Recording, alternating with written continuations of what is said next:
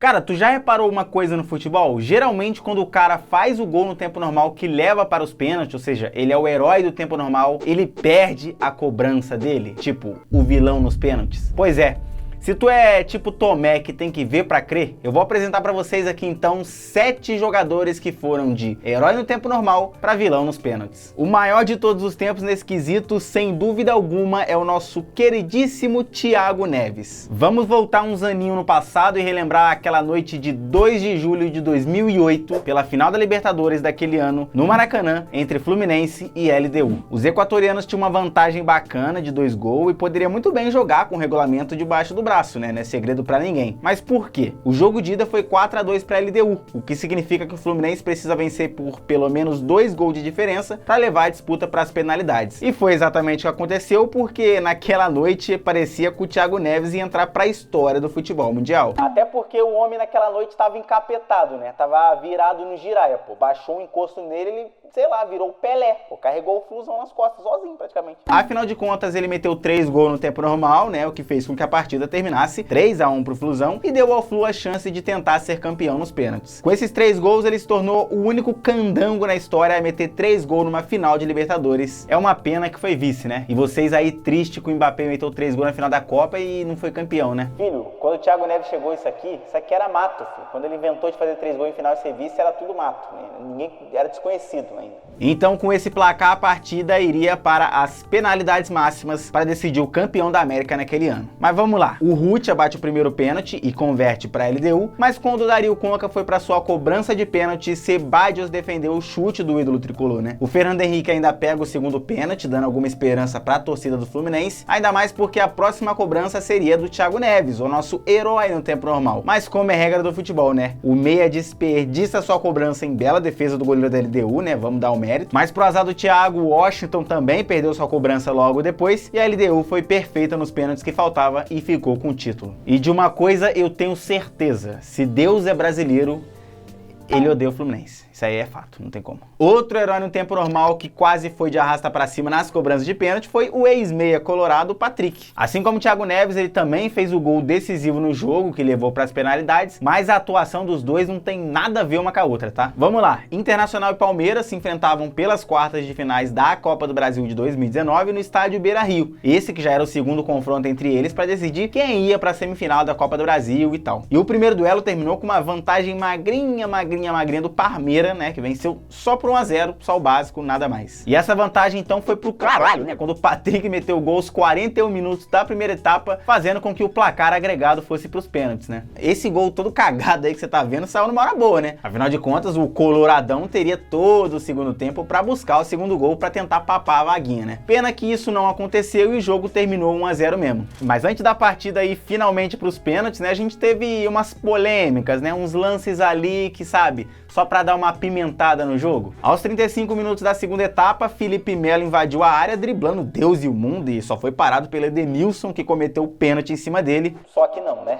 O árbitro de vídeo chamou o juizão pro monitor, que acabou mudando a sua decisão, né? Aí aos 47 minutos, D'Alessandro cobra escanteio perfeito na cabeça de Vitor Cuesta, que marca pros colorados o gol que dava a classificação para a próxima fase, mas outra vez o juiz vai pro VAR e decide anular o gol, né? Muita reclamação, expulsão do próprio D'Alessandro, muita confusão, meu querido, vai pintando um clima terrível, rapaz. Nos 2 primeiros pênaltis que o Inter cobrou, os colorados marcaram seus gols, né? O Palmeiras também havia feito o primeiro gol, né, na sua primeira cobrança, até que Gustavo Gomes foi para a segunda cobrança alviverde e chuta exatamente no meio do gol. E o Marcelo Lomba defende com os pés, dando uma vantagem pro Inter. Todo mundo seguiu acertando, até que chega a vez do nosso herói no tempo normal, lembra? Se o Patrick fizesse, o Internacional ficava com a vaga, né? Tava garantido então na grande semifinal. Mas o destino costuma ser cruel com os heróis do tempo normal, né? E o Patrick fez isso aí que você tá vendo. Cara, essa cobrança aí foi tão broxa, mas tão broxa, que tinha que estar, sei lá, na capa, sabe, do cigarro. Tipo, se você fumar, você brocha. Aí a fotinha do pênalti, sabe? E bom, se o Patrick tá vivo até hoje, isso significa que o futebol foi camarada com ele e o Inter acabou passando para semifinais. Patrick e amigos ainda passaria pelo Cruzeiro na semi, mas perderia a final pro Atlético Paranaense. E bom, se a sorte sorriu pro Patrick naquele jogo de Copa do Brasil, na vez do Ilharão a sorte tava banguela. O Mengão era o atual campeão da da Copa Libertadores e em 2020 estava nas oitavas de final, quando teve que enfrentar o Racing Clube de Avellaneda para ver quem passaria para as quartas, né? A primeira partida, que foi na Argentina, terminou 1-0 e dava ao Flamengo uma boa vantagem de vencer por qualquer placar. Mas no Maracanã completamente vazio por conta da pandemia da Covid-19, Leonardo Sigali abriu o placar para os argentinos num bate-rebate dentro da área ali, dando uma vantagem expressiva para La Academia, né? Mas o Mengão, que teve um jogador expulso antes mesmo de sofrer o gol, foi guerreiro e em cobrança de escanteio de Diego, o Ilharão cabeceia e empata a partida. O herói flamenguista marcava o gol então aos 48 minutos da segunda etapa, quando praticamente todo mundo dava o Flamengo como eliminado, né? Será que dessa vez ele teria uma sorte melhor nas cobranças de pênalti? Àquela altura não dava tempo pra mais nada, né? E as penalidades máximas iria decidir quem avançava. Vamos lá, o Racing abre as cobranças de pênalti e acerta, assim como todos os outros jogadores do Flamengo e dos argentinos foram metendo pra dentro, né? Os principais jogadores dos times iam acertando e convertendo, tudo parecia que iríamos caminhar para longas cobranças de pênalti. Até que chega no momento do jogo que tá 4-3 pro Racing nas cobranças de pênalti, o Ilharão decide então cobrar um pênalti, né? Ele pensou, poxa,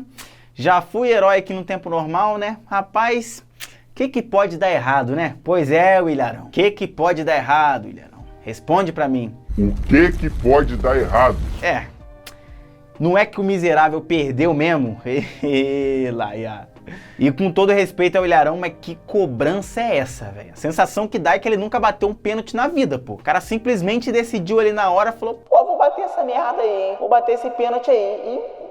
E não, era melhor não. O que eu sei é que em questão de minutos ele foi de herói pra vilão, né, no Maracanã. Fabrício Domingues, então, no canto alto, bate o pênalti e classifica o Racing pra próxima fase da Libertadores. O Ilharão serviu mesmo só pra me dar um conteúdinho, né? Obrigado. E antes da gente continuar, eu quero avisar você que você tem 10 segundos contando a partir de agora para se inscrever aqui no canal. É só ir nesse botãozinho vermelhinho que tem aí embaixo, clicar nele e pronto, você já tá inscrito. Aproveita que você já tá aí embaixo, já deixa um likezinho nesse vídeo aqui também, já ativa as notificações, deixa um comentário aí, enfim, faz tudo o que tiver que fazer, porque senão, o que vai acontecer? Ah, tu não tá sabendo? Se não, meu querido, o seu time vai ser eliminado na próxima vez que disputar pênaltis. E aí, vai confiar, vai desconfiar da praga do canal peloteiro? Se eu fosse você, não corria esse risco não, beleza? Então se inscreve aqui no canal, deixa o seu likezinho como eu pedi e agora sim a gente pode seguir no vídeo. Ainda no futebol carioca, voltamos pro fatídico ano de 2008, aquele lá do Thiago Neves, sabe? Sport e Vasco da Gama jogavam a Copa do Brasil daquele ano e disputavam entre si uma vaguinha para a grande final, né? No primeiro confronto desse duelo, na Ilha do Retiro, o Sport conseguiu uma vitória por 2-0 e levava pro Rio uma vantagem interessante, né? Era só estacionar um busão ali, sabe, na entrada do gol do goleiro Magrão e pronto, fica todo mundo parado ali, não toma gol e vida que segue, né? Acontece que uma semana depois o Leão da Ilha não foi páreo pro Gigante da Colina num tempo normal e acabou perdendo pelo mesmo placar do jogo de ida, né? Não ouviu o meu conselho. Leandro Amaral de cabeça aos 19 minutos do segundo tempo marcou o primeiro do Vascão, né? Que naquele momento agora precisava só de mais um gol para igualar o confronto e foi até o que aconteceu, né? Meio tarde, mas rolou, beleza? O Magrão solta um rebote no pé do Edmundo que afundou as redes do Sport, metendo o tão sonhado 2-0. Um dos maiores ídolos da história do Vasco da Gama, o Edmundo virava herói mais uma vez, né? Mas como que nem tudo que brilha é ouro, né, Edmundo? Ele abre as cobranças de pênalti e isola o pênalti dele. Meu amigo, pai amado, velho. Pro azar do Edward, todo mundo foi convertendo, inclusive o goleiro do Vasco, né? Ele chega a bater uma cobrança, até que chega na última cobrança e Little Charles Bullet, também conhecido como Carlinhos Bala, marca o seu gol e classifica o Sport para uma histórica final de Copa do Brasil. O adversário seria o Corinthians, que naquele ano estava na segunda divisão, né? O Sport até acabou se sagrando campeão daquela competição e ficaria para sempre na história do futebol. E o Vasco, que costuma sempre ir de arrasta para cima, né? Dessa vez foi de arrasta para baixo, né? Que eles foram rebaixados no final do ano pela primeira vez em sua história. E tome futebol carioca, hein? Rapaz, eu acho que eu só coloquei futebol carioca aqui, né? Foi isso mesmo? Ah, não, teve o Inter, né? É verdade. Caraca, senão só ia ter time carioca aqui. Eu sou muito estadista, né? Sou muito bairrista, só falo do Rio de Janeiro. Enfim, o que eu sei é que o nosso personagem aqui gostou tanto, mas tanto de herói pra vilão, que ele acabou aparecendo aqui 2 vezes, né? Ele falou, é pouco, eu vou virar vilão 2 vezes depois de virar um grandíssimo herói. É, isso aí. É, tu que sabe, né? Tu que sabe. A primeira oportunidade do nosso craque da tristeza nas pernas, né?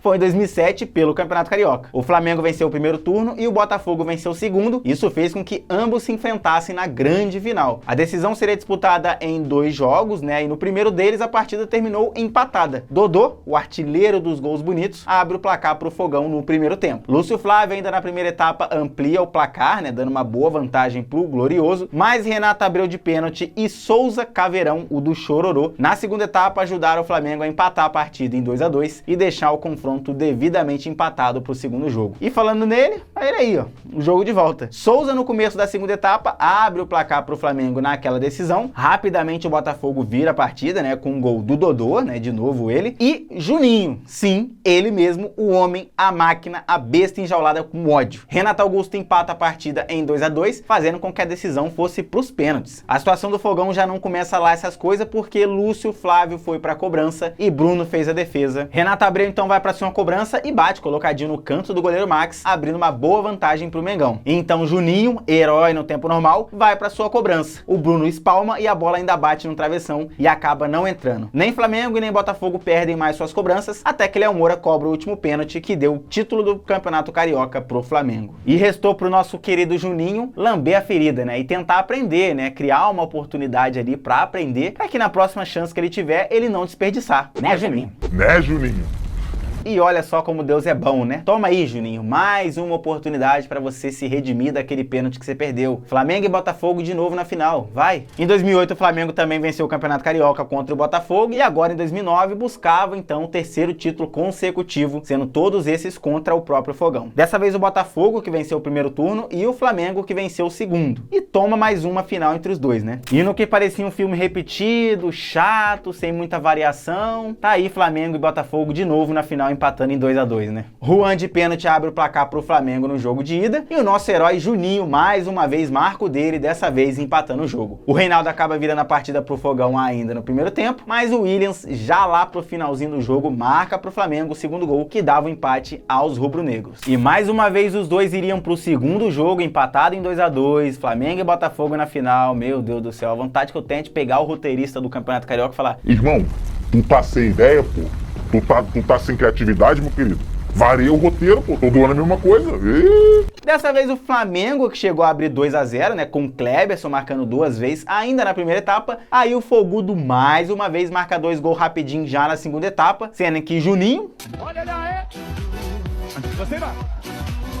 E Túlio Souza, aos 19, empatou a partida pro Glorioso, placar este que permaneceu até o final do jogo. E lá vamos nós para as cobranças de pênalti, né? Kleberson solta um petado pro gol e marca o primeiro, sem muita gracinha, sem gracejo. Léo Silva, que não é aquele que jogou no Galo não, marca também pro Glorioso. Aí o Juan vai para sua cobrança de pênalti e também marca um gol, né, de novo. Aí chega o nosso guerreiro Juninho, né? Ele pensou, pô, o que pode dar errado?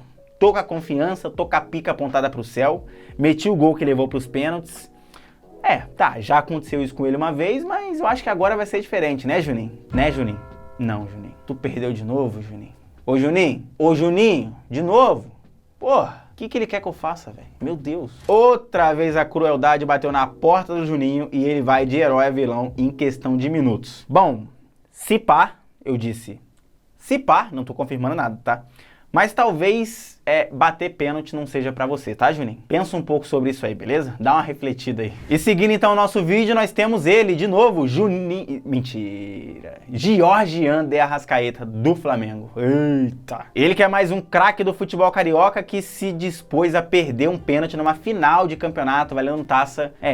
Não é muito bom essa posição que ele se colocou, não. E dessa vez até com requintes de crueldade, né? Vocês vão entender, calma aí. Nossa.